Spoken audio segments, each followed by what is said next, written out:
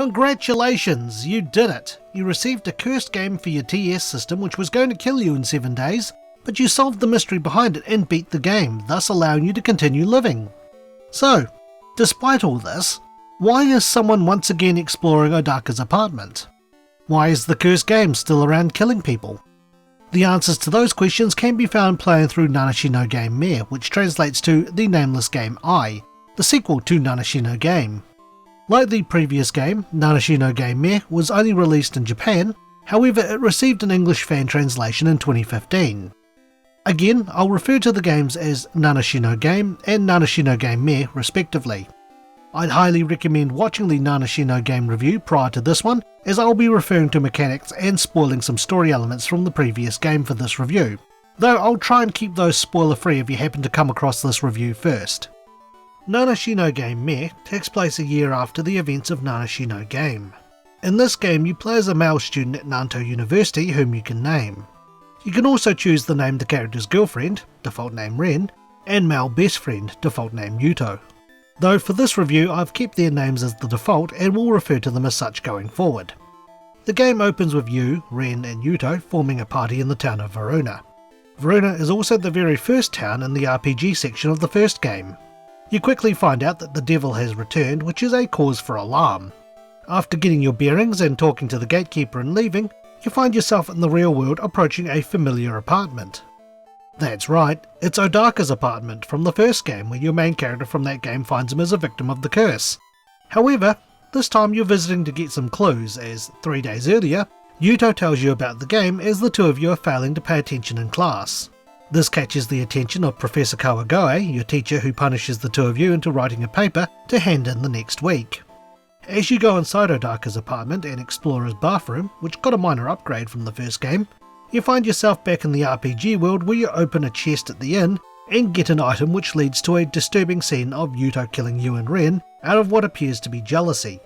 Back in the real world, you find out that just before you went to Odaka's apartment, Ren had asked you to check up on Yuto who hadn't been showing up to class, and he also conveniently happened to live next door to you. You are treated to exploring Yuto's apartment, which is significantly smaller, and it doesn't take long before you find Yuto who attacks you before falling over.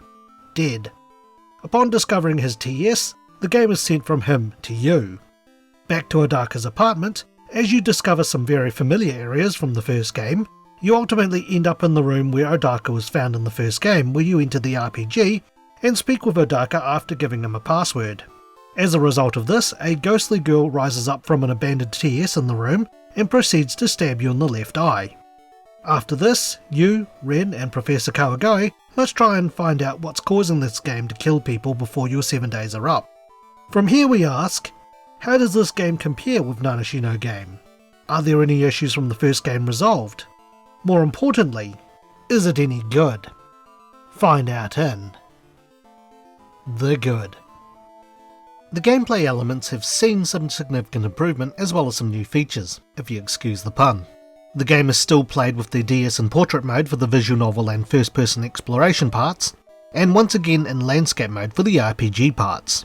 The controls have been updated so that the left and right, by extension up and down on the D-pad since you're holding the DS/3DS in portrait position, will allow you to strafe as opposed to turning in the first game. This does alleviate and make moving around obstacles a lot easier. The biggest change to the gameplay though is what the ghostly girl has done to your left eye. Your left eye can now detect when you're in danger by having the vision on the left side of the screen go static whenever the ghostly regrets, returning adversaries from the first game, appear. In the first game, you had to go into the TS menu and enter the game to see if you were in danger, but now it's your left eye that will tell you. Think of it as a visual version of the radio from the Silent Hill games. This is also very beneficial as quite a lot of the regrets are invisible now, and the game is a little more generous having the invisible regrets appear from further away so that you're able to escape from them.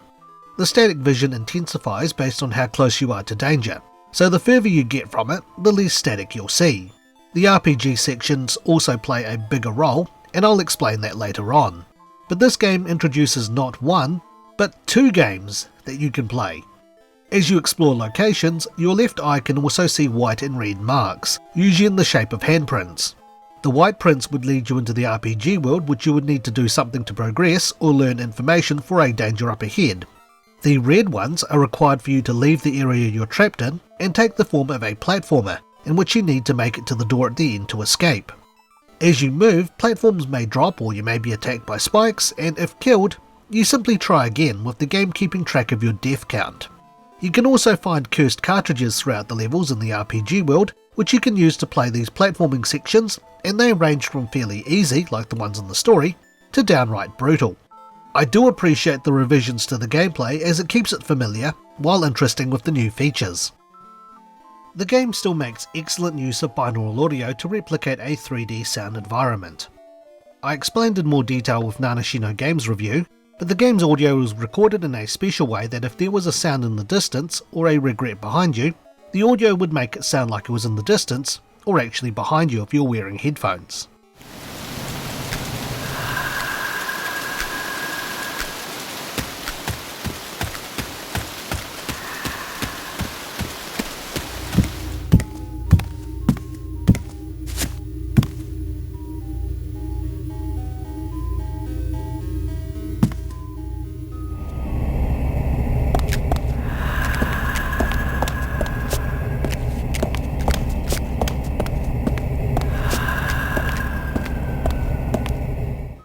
This is still the case in this game, but while you don't get things like the Hatsune Miku Mandarake cameo, the audio quality, especially in voices, has improved.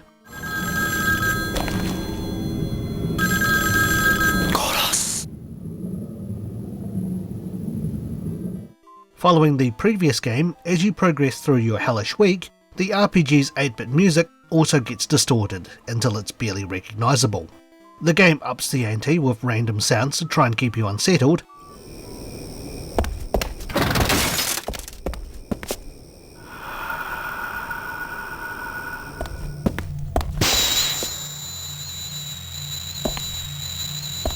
and personally I found that this was especially effective in the graveyard level, with something rustling in the bushes to really question your safety.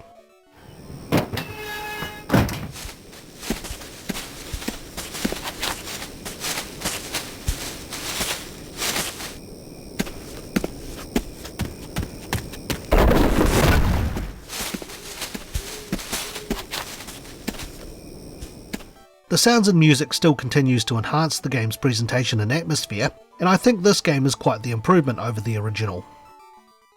The story I found is more fleshed out, and one thing in particular I liked, which addresses the replayability issue I had with the previous game, is that you have multiple places that you can visit during your 7 days. On the second and third day, you have the choice of visiting 2 distinctly different areas. Whichever one you don't pick, Ren will investigate for you. This game also has a larger variety of regrets, showing that not only your friends in the first game and the game's developers were the only victims, but innocent people as well, and the regrets encountered are people you would normally find in those locations. Professor Uyama from the first game returns as a supporting character, and he will now assist you and help you figure out what's happening with the curse, instead of sending you mail randomly to break the tension. The 5th day has you visiting the graves of one of the 2 victims linked to the game, and whoever you choose to visit will determine your starting location as well as a puzzle in the level, so even the same area can be different depending on choice. The RPG sections play a much bigger role and are even essential for clearing the school stage, as some of the items you need to get through it can only be found in the RPG sections. The hidden items to get the secret ending can only be found in the RPG world, and some cursed cartridges are only available on certain days or at certain times.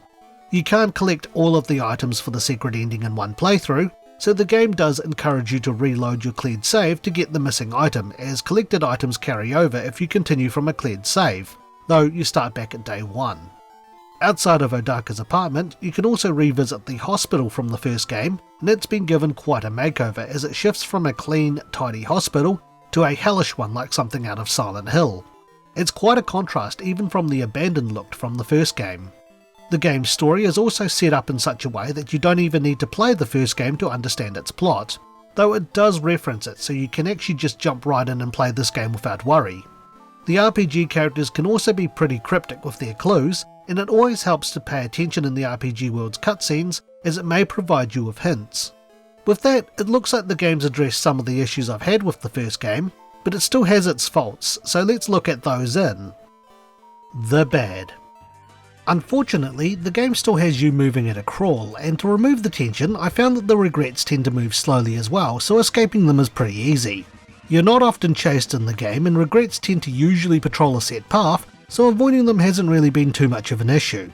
In the first game, after finding out that Riko had become a regret, you're treated to a chase scene with little room for error given how close she starts to you. Later on, other regrets start chasing you in the tunnel leading to the hotel, and when you try to get back to the entrance of it, though they give you a head start. The one that meets you close to the start on the way back moves fast, and you need to think quick as you run slower than the regret to get away. The first game had more tense moments with some faster moving regrets. The only time I felt any tension in this game is at the end, but it's more timing and pattern recognition, and once you've gotten the hang of it, it's a piece of cake. Without spoiling too much, the final encounter can even be beaten by using one of your new control elements that are introduced to you. That's right, you can beat the final encounter by simply strafing. Sadly, this game does not have a left-handed feature either, so you're once again struggling if you happen to be left-handed. The game's story tends to leave a few unresolved issues. Some story elements, like part of Ren's backstory, are mentioned, but to me feel like they could have been expanded on. At certain points of the game, a giant regret is chasing you, and I feel that there's no explanation as to who or what that is. The prison under the cemetery is also not explained either. I do like learning about the lore of a game's world, and it's a little disappointing that this game didn't cover this as extensively as the first game. It does have its moments, such as the hotel diaries, but I think even having accounts of people who got the cursed game and their futile attempts to escape or eventual transformation into a regret would have certainly added to the atmosphere and lore. The first game managed to retain this by restricting the amount of character interaction and variety of regrets encountered, so I knew who everyone was by the end of the game and what had happened to them. Other than that, I don't have anything else to complain about, so it's about time I give the opinion. For the most part, Nanashi no Th me is a huge improvement over the original, with revised and updated gameplay elements, retaining the use of audio the first game had, and even having a branching path of places you can visit to extend replayability definitely shows that the game can still be as unsettling, if not even more. The game does lose some of its tension with no blood-pumping chases like the first game, which was even something that was lacking, but at least they were there. The game's story does become more complex, but with the story being more complex, there's unanswered questions and unresolved plot points. But I feel the improvements over the first game definitely overshadow this, and I still enjoyed playing through it. If you enjoyed the first game, or if you're into Japanese horror, especially around curses, then this game is one to look at. The game has certainly improved on its strengths and addresses some issues I had with the original, but the key issue of the original, which was the movement and lack of left-handed features, remain.